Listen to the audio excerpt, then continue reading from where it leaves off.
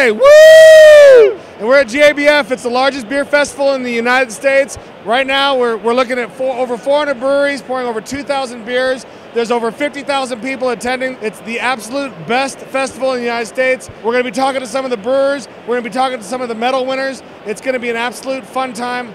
Let's go. We're with Doug. He's the owner of Upland Brewing Company in Bloomington, Indiana. That's right. So, what's your favorite beer here? My favorite beer here is our Oktoberfest. Year-round, fantastic beer. Right on. So over in Indiana, how's the craft brew scene going on over there?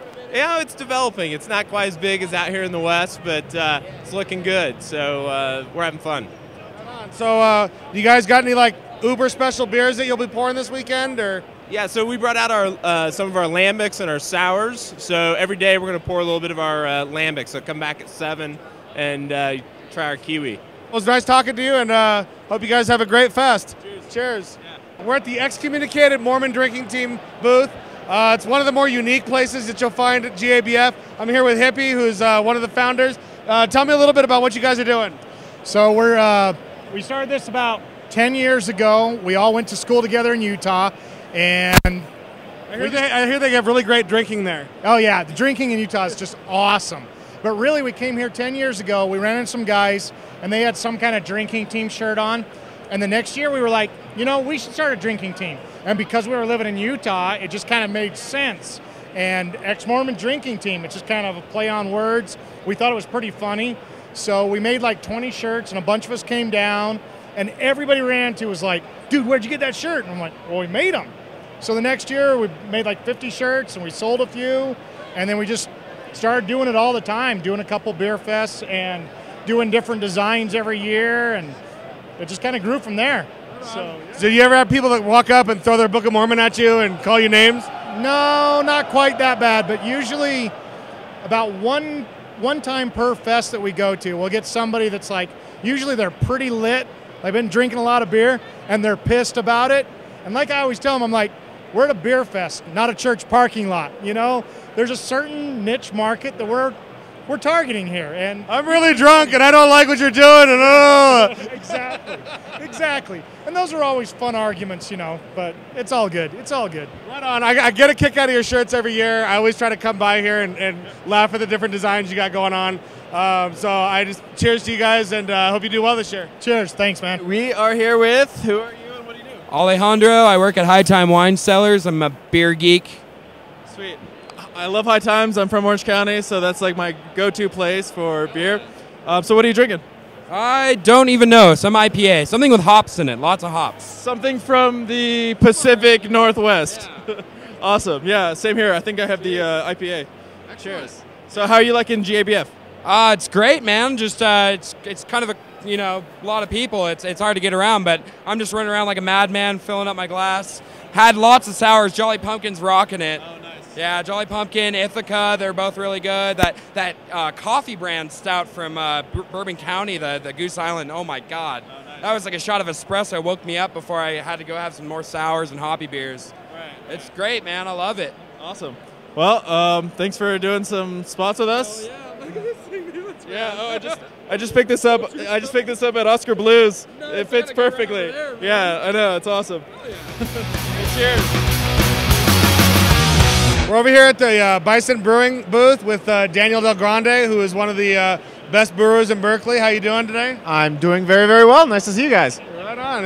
How's your fest been going so far? Fun. There's a lot of inspiration walking around, checking out other people's beers and what they're really proud of, and it gives me some ideas for some new things to go organic and bring to people. Right on. So you're reverse engineering some of these beers? Exactly. Yeah, it's reverse engineering. Well, it's just, you get an idea and you're like, oh, yeah, I can do that. One big error I made this year is I didn't bring my honey basil ale.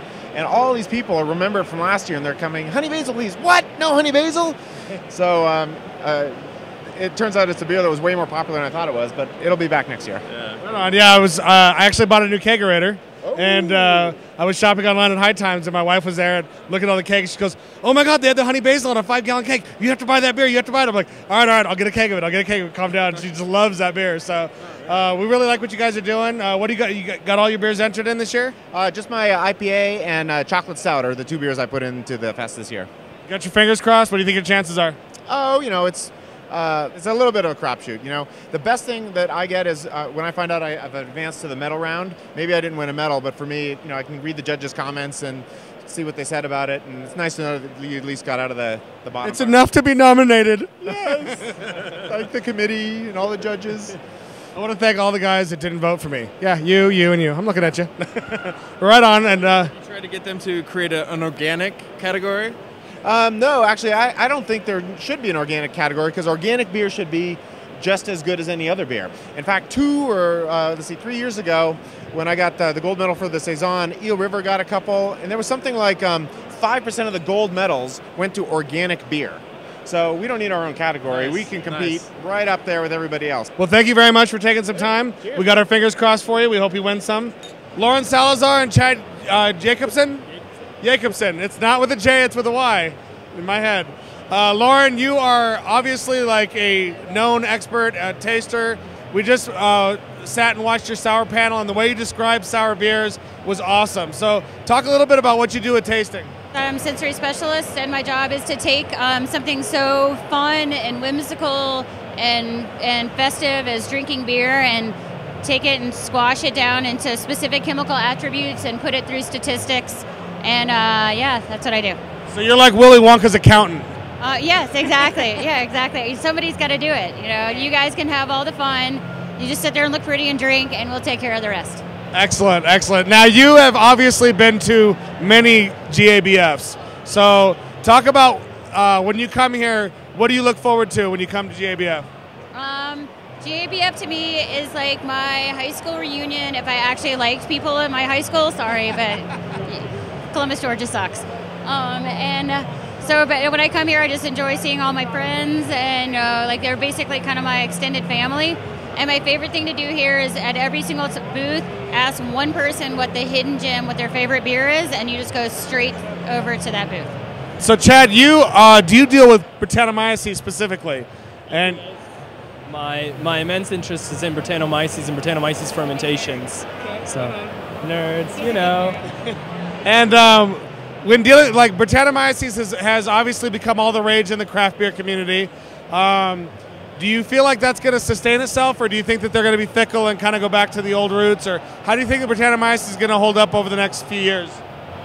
The best thing about Brettanomyces is really kind of the lack of understanding that people have about that, and I see that as an extremely positive thing. One of the things I can do is say, go try a beer by a buddy, Jeff O'Neill. It's called Super Friends. It's 100% Brettanomyces beer. You can't tell at all. Brettanomyces is a yeast that is so little is understood about it that we have so much to discover. I did my entire master's degree on it, and I'm just starting to learn. So we really have a lot to be able to do with it.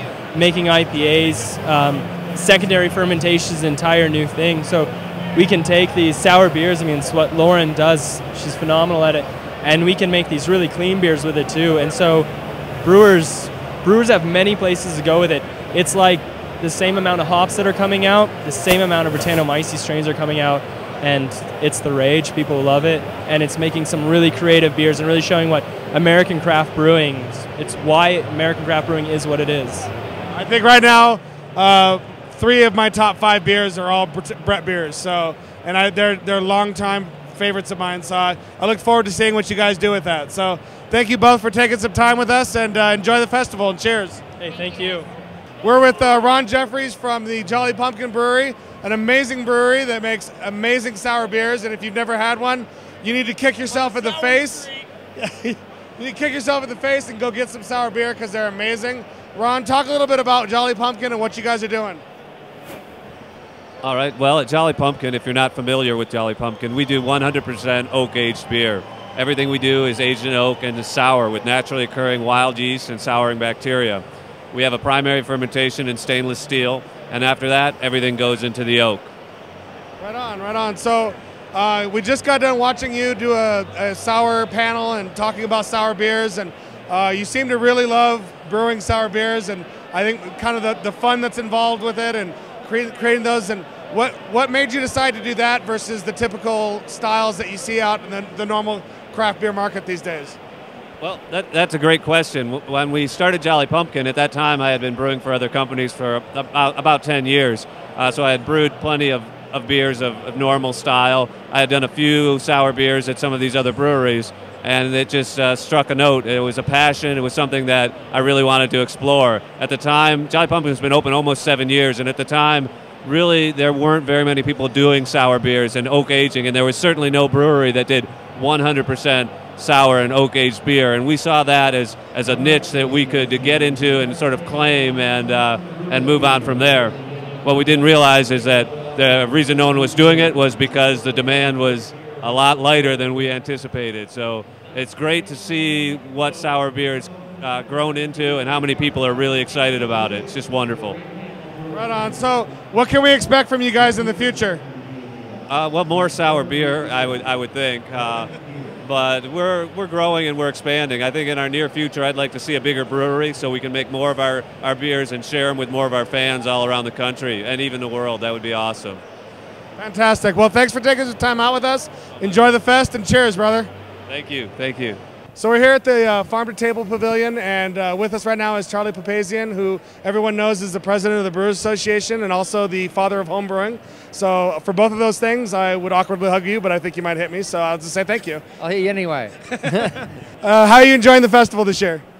Well, this is my 29th, and walking into the hall in for the very first one, and the 29th one is always a great feeling. I mean, so many people that are just so jazzed to be here, and meeting people who are here for the very first time, who've been trying to come here, or they were 10 years old when they heard about it, and now they're here, is pretty cool to see. Right on, right on. So over the last 29 years, obviously it's grown quite a bit, but what would you say is the most positive change that you've seen over those years? Whew. The positive change. Well, I'd say the one of the things that come to mind is the positive things is that original community of beer enthusiasts and microbrewers, as we call them then, that has remained cohesive, and there still is this great community that is just, I guess the change is that it's gotten bigger and it's more fun. Right on. Do you ever walk through these things and see all these brewers and wonder how many of them got started reading one of your books on homebrewing and ended up going commercial and becoming one of the best craft brewers in the world? Well, I'm not trying to be a good egotist or anything. No, you don't need to worry about being egotist. But I don't wonder, because everybody comes up and down and says it to my face. I'd say 99% of the people that are brewing, they got their roots in home brewing, whether it was from my book or somebody else's book. But right on. Well, it was great talking to you. We know you're heading out, so we'll let you go. But enjoy the rest of your festival this weekend, and I hope we'll see you around. Well, have a great Friday. I know you love Thursday, but have a great Friday. Cheers. Thank you very much. Yep. We're here at the Nebraska Brewing tent. Nebraska Brewing, if you ever watch our show, you know is like one of our favorite breweries, especially from the Midwest, because having lived in the Midwest for 10 years, I know it's very hard to find something amazing in the Midwest. No offense, guys, but we truly have found something amazing with the Nebraska Brewing team. And with me right now is Tyson and Sam and Paul. And I'm reading the cards because Kim. And I should know all these things by heart. But you guys are doing a phenomenal job in the Midwest. You're bringing some amazing beers out. We're very happy that you guys are going to start getting some distribution through Stone out in Southern California. Very excited about seeing some Black Betty and Melange Trois, because apparently my top shelf of my fridge is going to be constantly stocked. So tell us a little bit about what you guys are doing this afternoon, what you're hoping to win from the medals. I know all 7 gold, I know, is the answer, but what do you think your chances are? I hate to jinx myself, and I think our chances are pretty small probably, because there's a lot of great beers here, but I am going to be wearing a banana costume to try to improve my chances of winning. So. Right on. Well, you got to do what you got to do. Do you have your victory dance ready? No, I hadn't thought about that. How would a banana dance? I'm not sure. The banana dance, yeah. I'll work on that. Kind of shake it a little bit. Yeah. So. But right now you guys are pouring 5. I think Hop God is my favorite of what you're pouring today here at the festival. Tell me a little bit about that beer. Hop God's a hybrid. We blended a Belgian triple with a West Coast IPA, and it turned into something entirely different from those two. The fruit flavors that we get out of the yeast we use work really well with the citrusy American hops, and it's just really magical, and people love it. That's awesome. That's awesome. And right here I see this delectable bottle right here, and maybe we can find out what's in that amazingness. Oh. Yeah, this originally started out as a old Rasputin clone when I was homebrewing, and I've tweaked it several times since then. It's very hoppy, very roasty. A little bit of that comes off in the barrel as the whiskey flavors blend in, and I think it's a little more drinkable than some of the other big barrel-aged stouts out there. So, cheers. Cheers. So, tell me a little bit about the name. How did you come up with Black Betty? Oh, who should tell this story? All right, well, we used to do karaoke in our brew pub, and Paul has a knack for, well, this is how I remember it, and Paul has a knack for drinking a lot on Friday nights and trying to sing karaoke. And Shocking, a brewer that drinks a lot?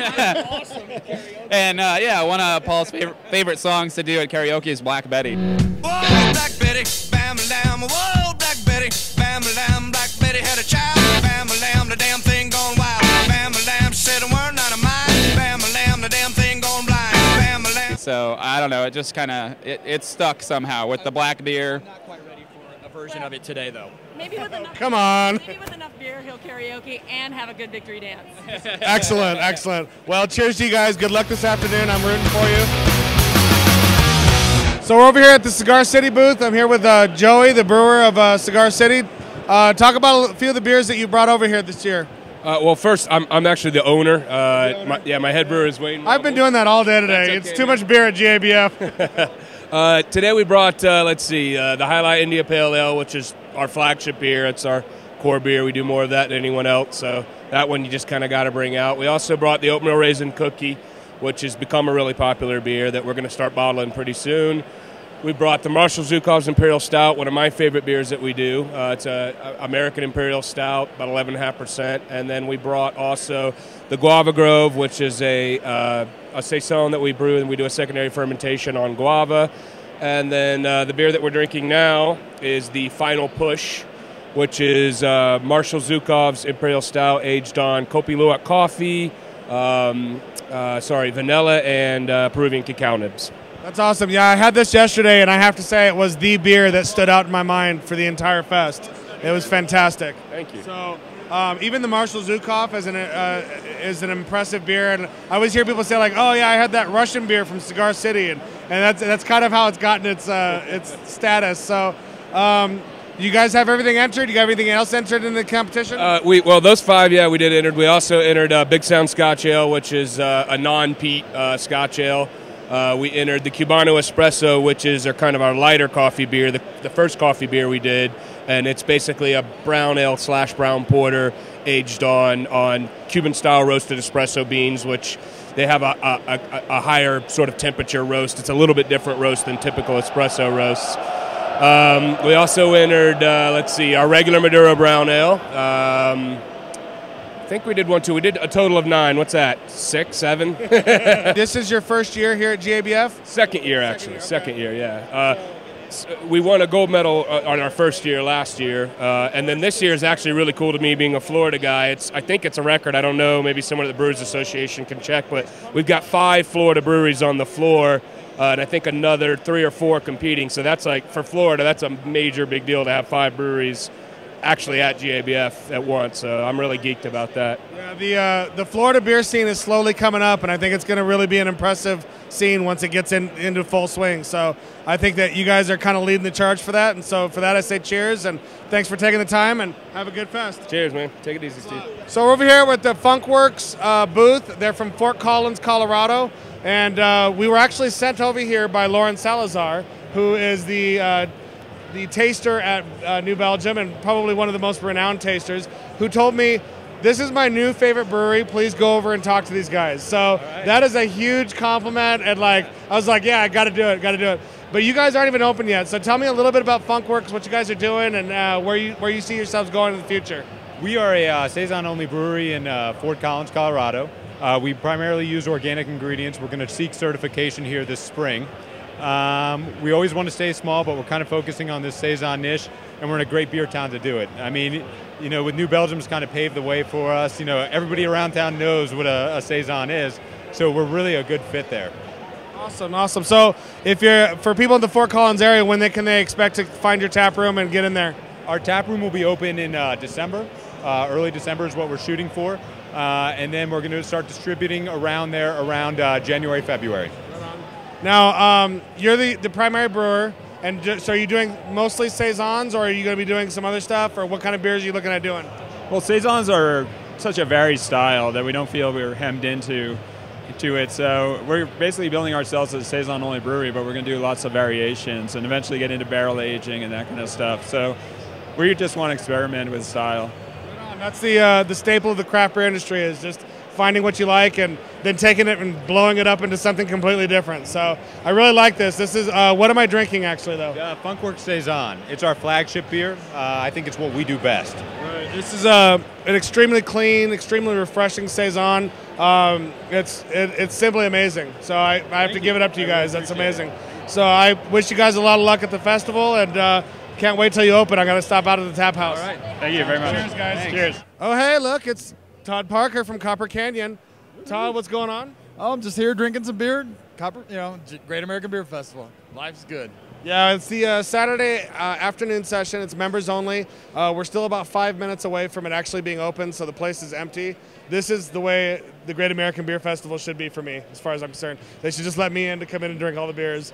But you got quite a bit going on with the competition. What do you think your chances are this year? Well, it's always a crapshoot. You never know, but you just try and put out the best beers you can.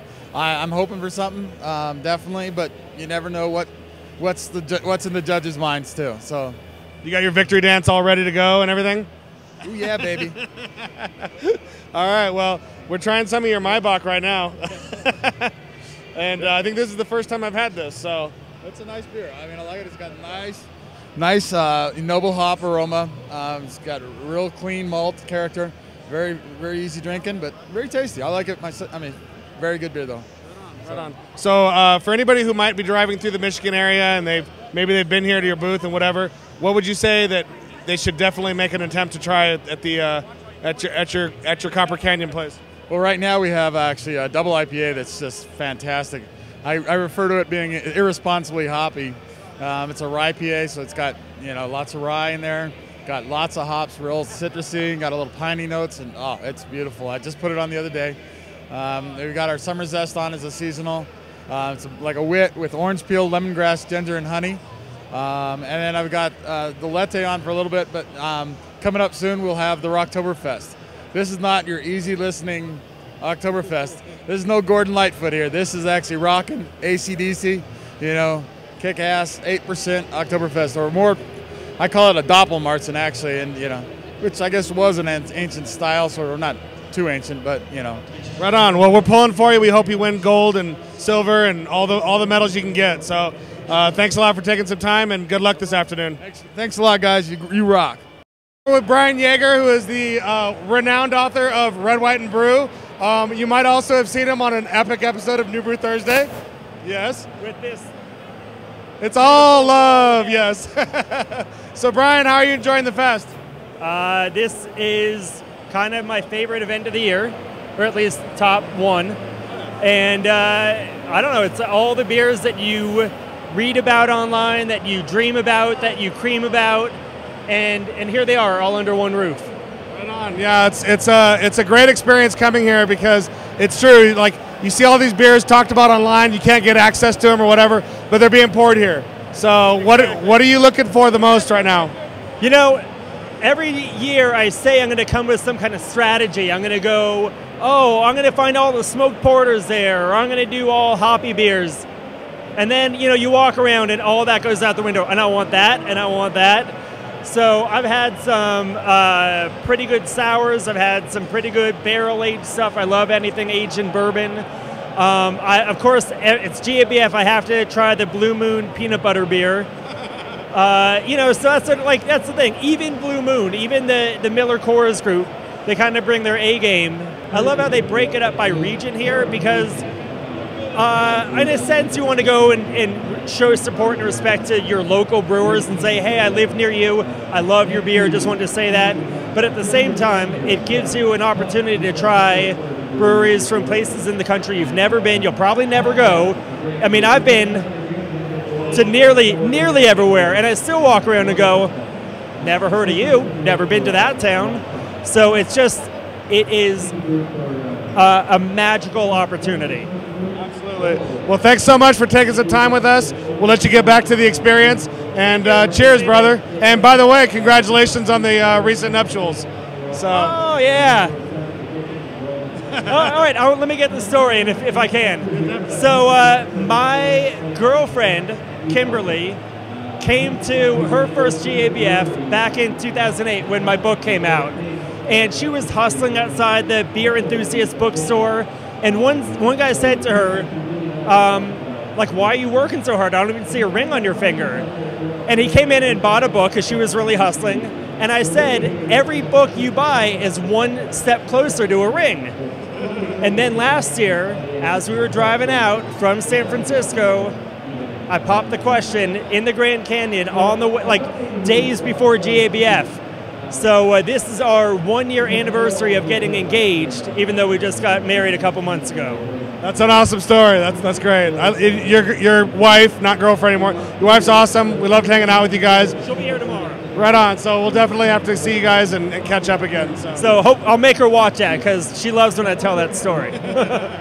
Cheers, brother. Softy. All right. We're at the Bull & Bush booth, and I'm here with Eric. And right now I'm drinking Liquid Legend of the Liquid Brain. Imperial Stout, yeah. It's a Imperial Stout that we aged in Pappy Van Winkle, 23-year-old barrels. This one's about 2 years old.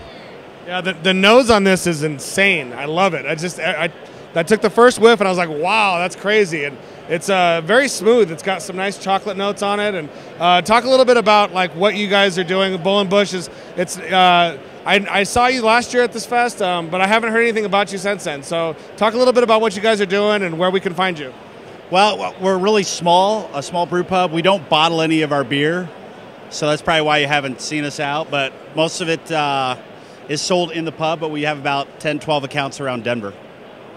So the Denvers get all the good beer. Whatever. Can you talk a little bit about the Royal Oil I'm drinking? It's amazing. Yeah, the Royal Oil, that's the third time we've brewed that beer, and it's basically a real sweet English-style barley wine that we age in a Pappy Van Winkle barrel. The last one we aged for is about 3 or 4 years.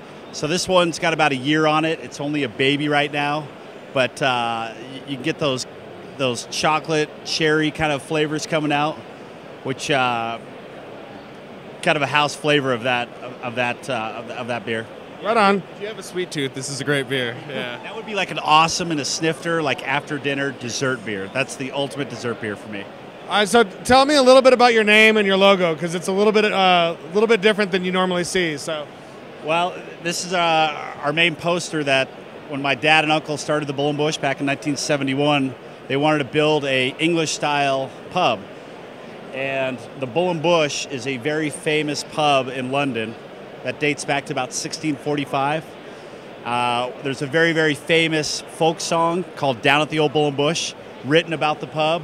So they took the name, made a English-style pub in southeast Denver in 1971, and then my brother and I put the brewery in 96.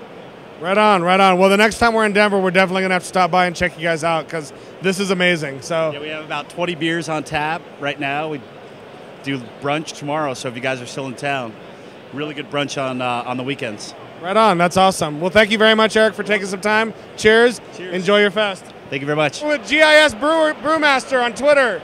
What's going on, man? How's it going? Nothing much. This place is great. It's great. So tell us about GIS Brewmaster. What does GIS stand for? GIS stands for Geographic Information Systems. It's basically simple terms, computer mapping, little database stuff, basically giving a database a spatial component. Which has absolutely nothing to do with beer. No, it doesn't. But the Brewmaster part does. So, are you a brewmaster, home brewmaster? How's that work? I am a home brewmaster, and I'm a legend in my own mind. Aren't we all? Aren't we all? Yeah. Hey, we found Dr. Bill at the Stone Brewing Company. Cheers, everybody. Imagine that. Imagine Bill being at the Stone Brewing Company. It's shocking. Yeah, I kind of hang out there a lot. So, what did Stone bring to the GABF this year? Oh, we have some really exciting beers this year. We have our double dry hopped IPA. Of course, we have our classic Kelly Belgique IPA, which is a fabulous version of that. We have our 14th anniversary beer, which is our Imperial IPA, which is completely made with all British style ingredients. They've even Burtonized the water for this particular batch. We also have our great Sublimely Self-Righteous that everybody loves. and seems to be the most popular so far, the 10th anniversary IRS blend, where myself, GK, Steve Wagner, and Mitch blended 8 different vintages of Stone IRS, including our Bourbon Barrel IRS from 2008, into a fabulous blending of that beer to celebrate the 10th anniversary of the IRS coming out. Right on. And if you've never been to the GABF and you're planning on coming next year, even if you're a Stone fan and you drink a lot of Stone beers and you think, oh, I don't want to drink Stone at the GABF, stop by their booth, because GK is always here signing autographs and meeting the people, and you'll always find Dr. Bill around here somewhere. It's a great time to kind of meet some of the people that make Stone what it is. So what are you guys hoping to win this year at the competition? Everything. I get that answer from a lot of the brewers. Of course. We're just hoping, if the judges see fit, we have some great beers here. A lot of times Stone's reputation is not for being stylistically spot on as far as that, so that always makes it an interesting challenge. But we're hoping to win something. We have a lot of great IPAs this year, so I'd love to see something come out that way. Awesome. Well, thanks for taking some time. I know you got to pour and be who you are. Be the man. Cheers. So we're at the Nebraska Brewing Company Post Awards, and congratulations, guys. You freaking did it. Woo! Thank you. Bronze for the Melange à Trois, and what category was it? Barrel-aged strong beer. Right on. There was a lot of amazing beers that you guys were up against, and you came out third. Is a great place to come out of this competition. So congratulations to you guys. Talk about how it felt. I don't remember. Your mind just went blank and you started screaming. I had less of an out-of-body experience than I did at the World Beer Cup, but not by much. Yeah. You were wearing the banana suit, right? Yeah. I was in the banana suit. Yes, that's true. This was one of the first beers in the reserve. Well, it was the first beer in the reserve series, and before we opened, we had the idea for this beer. The strong Belgian blonde in Chardonnay, and the whole idea kind of came out of an article. It was a corked work before a Beer Geek. But we read about Vinny, working with Chardonnay barrels, and we started making the beer, and we did a small one, pilot the base beer, and it's just we love it, and we're just freaking enthused, to be listed among some of the nation's best breweries. This is awesome for us. That's awesome. We love it too. We've had it. It's an amazing beer. If you haven't had a chance to get your hands on it, it's now a medal winner, so it's going to be even harder to find. I was going to say another thing that makes this beer a little bit different from some of the things other breweries are doing with Chardonnay barrels. We're not souring these beers on purpose. We're really just letting that oak and the Chardonnay character blend with the beer, and that's something different. I think that's maybe new to the market. Absolutely, and it's a phenomenal beer. And again, cheers, you guys! Congratulations all around, and you guys are stoked. So right on. Thank you guys so much. Cheers. Okay, we're here at 21st Amendment. You guys won a silver medal today. We won a silver medal for our Hop Crisis, which is our Imperial IPA. We're super excited because we just released that one in our Big Can series, which is a draft-only series, across the country. Awesome. I can't wait to try it. I haven't had it yet. Hint, hint. But we're really proud of you guys. It's awesome that you guys brought a medal home this time. How many years have you come out to the GABF? We've been coming out to this event for the last 99 years, actually. It's our 100th year, actually. I think. They came out like 50 years before it even started, so they were just waiting. I mean, it's really an opportunity for the craft beer community to gather around the big tent and celebrate what it's all about with the beer drinkers and the people that make the beers. Absolutely. How's that for a soundbite? That's beautiful. It's beautiful. It was inspirational. It makes me want to tear up a little bit. So we also have Nico Frisha here. Talk about your outfit, first of all. Yeah, please.